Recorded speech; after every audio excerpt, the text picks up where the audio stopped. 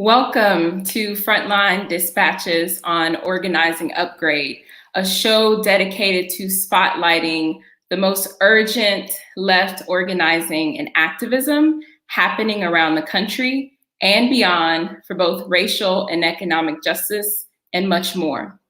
And stay tuned for future episodes of Frontline Dispatches every Wednesday at 7 p.m. Eastern, so that's 6 p.m. Central and 4 p.m. Pacific. My name is Jayanni Webster, and I will be today's host. If you're watching on Facebook or YouTube, please leave comments and chats. We'll be monitoring those as the show goes on. And if you haven't yet, give Organizing Upgrade a like and subscribe on this channel or on Facebook. And finally, to stay up to speed with all of the amazing content coming out of Organizing Upgrade, sign up at our website to hear about upcoming events, videos, and articles about left strategy for organizers. That's organizingupgrade.com. Okay, let's get into it. So I'm so excited. My guest today is Don Phillips. He is the executive director of the Right to the City Alliance. And today we'll be talking about the eviction crisis and innovative strategies to defend communities impacted and the demand to cancel the rent. Welcome, Don. Thank you, Jayanni. It's been an honor to be here with you and the folks at Organizing Upgrade. Awesome. So we're gonna jump right into it. Just looking at the work of Right to the City and other housing organizations and what y'all have been doing in this moment, it seems there is a crisis in housing right now. Can you tell us what's causing it? What does it mean that there is an eviction crisis? Yeah, Jayanni, that's a great question. And I'm gonna try not to take 4 days to answer and respond to it, but let me try to be as succinct as I can. So I think where I want to start is just by saying that the American housing system, like all other systems, was designed to promote white supremacy, individualism, property rights over human rights, and accumulation through speculation. And over the last 80 years or so, the state has systematically disinvested from producing housing for low-income families in rural, tribal, and in urban areas. The state has disinvested from the upkeep and improvement of public housing and disinvested from development in urban neighborhoods and communities of color broadly, right? So in many communities nationally, the housing stock is both old and of poor quality, and many people have been dealing for generations with mold, lead, vermin, and a whole range of inhabitable conditions, right? So to some, there's an argument to be made that this housing crisis is not new at all, right? So I think to some extent that's right. I think what we're looking is a crisis that has been developing over decades and generations and is at a particular point of crisis right now. This state facilitated disinvestment, deregulation of the financial system, and cheap, low-quality housing basically created the conditions for this current phase of the crisis. A range of global actors, including hedge funds and private equity firms, have aggressively invested in real estate and housing in the last couple of decades. As a result, 60% of the world's assets, or $217 trillion, is currently invested in real estate. And of this 217 trillion, 73% is invested in housing, right? So this increased speculation has led the housing becoming more expensive. The cost of housing has increased 62% since 2000. And as all of us know, that has way outpaced income levels for most of us. Right? And right now, about 25 million renters pay more than half of their income on rent. So this is a number right pre-COVID, right? And essentially, a short way of summarizing all this is to name that this is a crisis caused by the dominance of neoliberal ideology in the United States. And it is now permeated the structures, the policies, spending decisions of the government at all levels, from the federal to the local. Reducing the role of the state, reducing government spending for critical needs like education, healthcare, housing, has been coupled with an increased reliance on private for-profit entities to make decisions about the type of housing we live in, how much that housing costs, and the ways in which our neighborhoods develop. Basically, global capital has financialized our need for affordable, healthy, sustainable housing and neighborhoods into $1 trillion of profit. Right? So in the same way that bosses grow rich from the labor of workers, landlords extract profit through the collection of rents and mortgages, and this in turns renters into an exploited economic class and turns our communities and our homes into profit-driven operations. Yeah, wow, Don, thank you so much for giving so much context for what we're facing right now, with renters being an exploited class, the extraction of wealth from renters and low-income homeowners. Also, I know that you all have been focused on that. And you are bringing up the COVID-19. And so a lot of folks, we've seen over the past few months, people calling for rent strikes and folks taking action across the country to try and keep people in their homes. What would you say has been the impact of COVID-19 on housing? And how has it contributed to what folks are calling an eviction crisis? Yeah, that's a great question too. So I think it's a well-known fact that loss of jobs, loss of income, and the suspension of federal aid have been the key driving forces behind the current eviction crisis. In August, it was projected that 30 to 40 million people nationally would face eviction in the next couple of months. The most recent Census Bureau survey found that 58 million households have either no or only a slight confidence in their ability to pay their November rent. This means that between August and November, the crisis is expanding and significantly expanding. This crisis is also deeply racialized, right? So recent numbers show that 50% of Latinx renters, 40% of Black renters, and 35% of API renters owe back rent right now. And this is compared to 25% of white renters owing back rent. And for our groups on the ground, this means that the number of community residents needing support around eviction defense, tenant counseling, mutual aid, as well as local and statewide policy change has really exploded. The National Council of State Housing Agencies estimated in late September that up to 14 million renter households are projected to owe as much as $34 billion in rent by the end of 2020. That is a staggering number. And this is why we at Right to the City, through the Homes for All campaign, are demanding to quote unquote cancel rent. We are fundamentally opposed to the idea that renters be required to pay back rent in any way, shape, or form. And we are fundamentally opposed to this back rent potentially turning into long-term debt for working class folks and communities of color. We're fighting to stop evictions and for the cancellation of rents and any debt associated with that rent. So in this moment, more than ever, there is a need for us to do and double down, if you would, on the organizing that was happening pre-COVID. Because, if you talk to many of our groups on the ground, if you talk to the communities that our groups organize in, the foreclosure crisis is still a very fresh memory, right? And in that period, 10 million homes were lost, and a huge transfer of wealth out of Black communities, Black families, back into the financial system and into the global capital markets, right?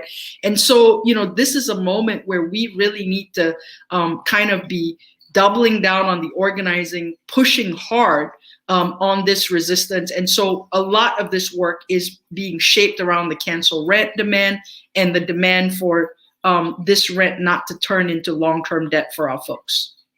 Yes, excellent. Thank you, Dawn.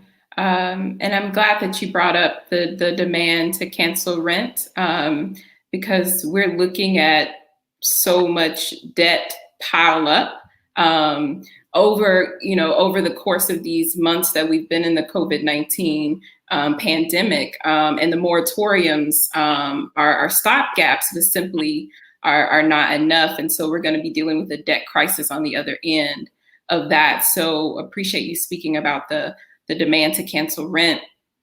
So for those of us just joining, we are interviewing Dawn Phillips on the national eviction crisis. And to our audience at home, please drop your questions in the chat for Dawn. Dawn, I kind of want to go back and focus on kind of what you said. We need to double down on the tactics and the organizing work that we were doing pre-COVID. Can you just expand on that? What tactics were being used? What is being adopted now to push back? And, what's working?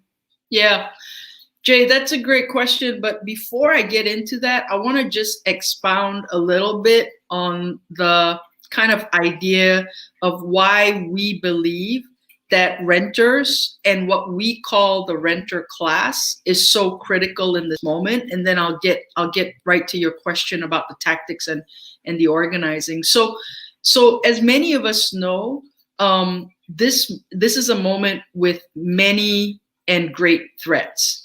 And oftentimes great threats give rise to major openings, right? Because that's how dialectics and contradictions work. And it's our job as organizers to turn these openings into opportunities for advance, right?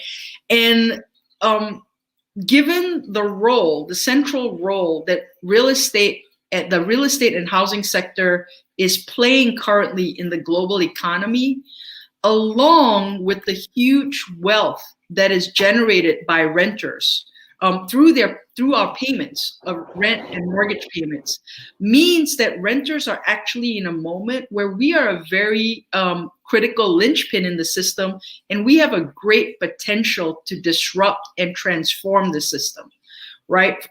Never have renters been so uniquely positioned to exercise power over global capital in this moment, right? To organize, to negotiate collectively, to strike, potentially to withhold our rents, and more, and to reimagine, fundamentally reimagine housing and land as a human right and a human need. So here in the United States, there are 108 million renters, and these numbers are projected to grow by 50 million more households over the next 20 years. So renters are the majority in many, many major cities. Renters are overwhelmingly folks of color, indigenous, Black communities of color. They're women, and we are young folks, right? And so how do we, as renters, how do we yield our power in this moment, both in response to the kind of neoliberal crisis, but also in response to the crisis of the global health pandemic, right? And for us, it's really around a couple of things. First and foremost, right to the city through the Homes for All campaign. Our groups are fundamentally committed to the work of base building and leadership development with directly impacted tenants. So that is the slow and patient work of engaging, building with, supporting the leadership of working class renters and renters of color. Secondly, towards this goal, we want to organize 5 million renters, or 3% of all renters nationally, in the next 5 years, right? So the base building strategy is about organizing renters through tenant unions, through community block clubs, through citywide tenant unions, neighborhood-based tenant unions. But basically, the idea is to build a base of 5 million renters in the next 5 years that really is organized, identified as a block, and acting as such. We want to decommodify 1 million acres of land and reorganize it into collective stewardship models as a means to scale transformative solutions that push beyond the limitations of the current system. So we want to test out and look at some of these alternative models, these decommodified and collective models. We want to move $100 million to support community-driven development, and we want to move $100 million more to expand grassroots organizing and base building nationally. We also want to dig deep into our approach of transformative organizing, which is a way of pushing back on the various forms of alienation created by neoliberalism and colonization, right? So our organizing should allow us to more deeply become healthy individuals in spirit, mind, and body. And we have to be better equipped to work collectively, to vision collectively, to organize collectively, and to make decisions collectively, which many of us are challenged to do because of hegemony, right? So we need to transform those capacities, and we need to live more fully for ourselves so that we can contribute more fully to community and society. So in our minds, there cannot be political and economic transformation on the scale that we aspire to without a transformation of ourselves and our social relations.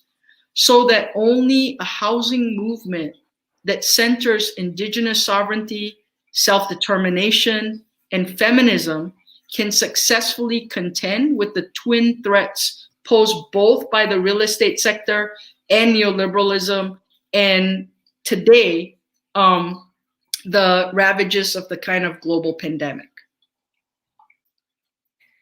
That is a tall order, Don, but it's an amazing vision of what it's going to take to move us from this particular crisis that we're in. As you noted, that has been building for decades and exacerbated by COVID-19 to a new moment in which we can think about decommodifying housing.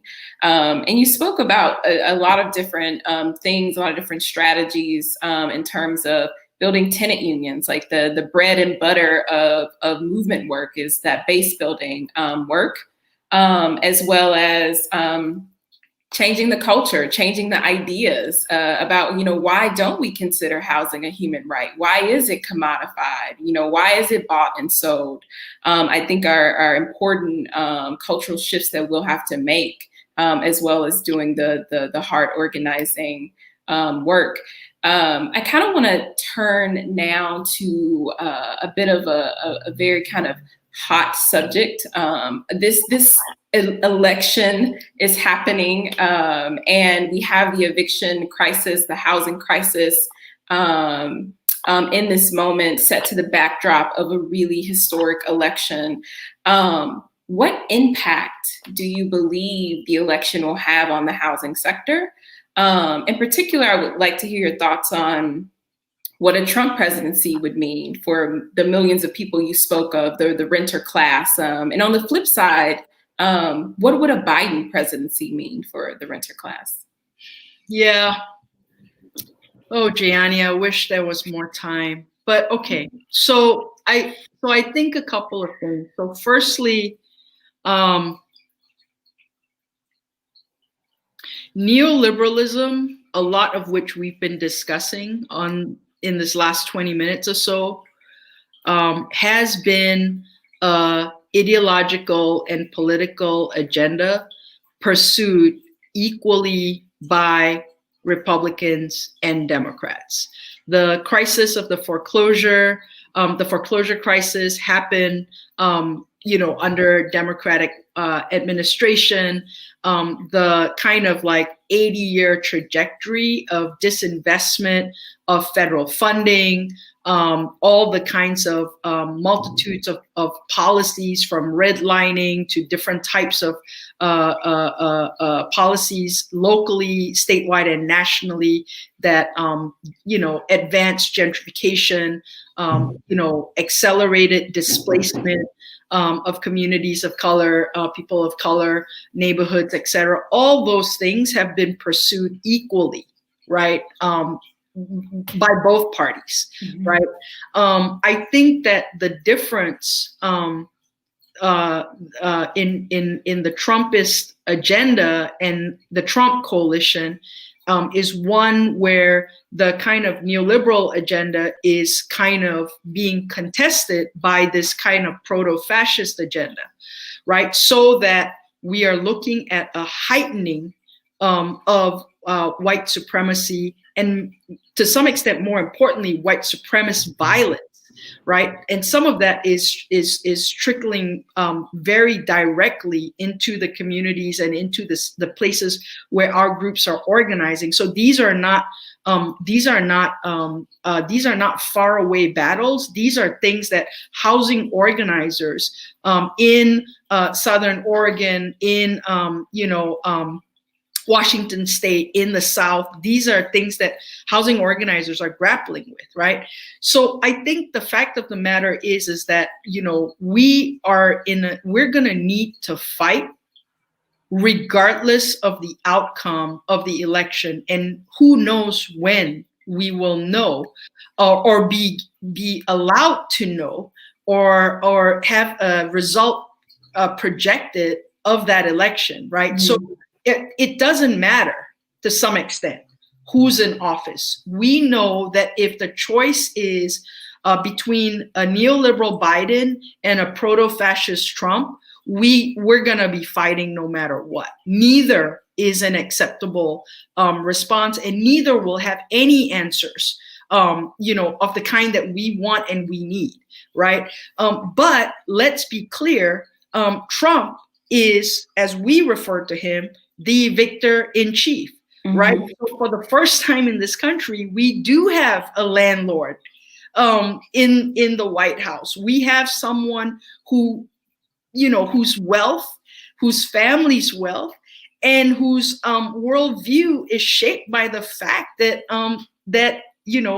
he's made profit over the lives of the folks that we organize, right? And so I think that Trump does pose a particular threat, right? And it's not just in the person of Trump. It's in the shape of his cabinet. How many of us housing organizers were battling Steve Mnuchin before he was Treasury Secretary and when he was in the private sector, right? So if there's going to be a rotating door whereby the CEOs of the same financial institutions, Bank of America, Wells Fargo, all the financial institutions, Blackstone, et cetera, that we are battling are going to be running and controlling the levers of government, we're not going to sleep till we do something about that, right? So Trump does represent a particular threat in this moment, with the advent of this kind of white supremacist violence, with the kind of really naked centering of this kind of global real estate agenda that is at the root of the foreclosure crisis, the current housing crisis, and the fact that we are fighting for demands and transformation that we know will not be easily won from either party, right? So we've got a long haul ahead of us. First step is to defeat Trump, unequivocally and clearly is to defeat Trump, and then it will be to potentially do the work of holding a Biden administration accountable for that party's many decades of harm that has been done to create the housing crisis as we know it today. Yeah, thank you, Don. Thank you for giving that kind of strategic approach towards the election and how it's going to impact housing organizing, justice, and work. And I think you gave a best case scenario outcome, actually. And we know that we're facing lots of different scenarios next month. We are again talking with Don Phillips of Right to the City Alliance. We're going to take a few questions from the chat now. We thank y'all for sticking with us.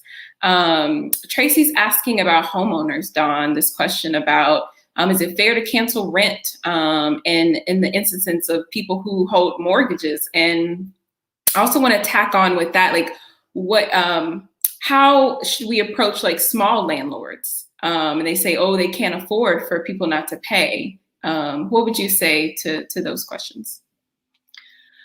Well, a couple of things. So I think for us, in terms of our housing justice strategy, we actually see that most homeowners of color, working class homeowners, actually are very close in kind of like material conditions, economic and political location and position as many renters are, right? There's actually very little difference. So for us, even though we talk a lot about the renter class, we actually do see many homeowners actually in the same kind of political, economic, and social class as renters, right? And that is because many of those folks, as the folks are putting out their questions, they're in economically precarious positions. Many homeowners are living paycheck to paycheck. They're not in any better. Many of them have lost their jobs and lost their sources of income in this COVID moment as well. So there's really very little distinction, right? So while we talk about the renter class, we absolutely do see, in particular, low-income and working class homeowners as part of this broader front. Now, in terms of small landlords, many of them are in the same position. So to the question that folks ask. But I think in terms of the question of is it fair, I would actually reframe the question and put it to you like this. So who is responsible in this moment, given the conditions that are at play right now? Who should be responsible for bearing the burden of unpaid rent and unpaid mortgages? And we would agree that it is not the small landlord anymore. So to the question, a small landlord who is either renting one or two homes in their house, or maybe has one or two additional properties, many of these folks are not responsible for this crisis, and they should not be made responsible for it. So who should be? So for us, it's like, in order to cancel rent the way we understand it, it will take two things. It will take a definitely intervention by the federal government, right? Many of our states cannot manage this intervention. So this takes an intervention by the federal government, and that intervention could either look like a reprioritizing or moving resources from current priorities that get defunded, things like the military,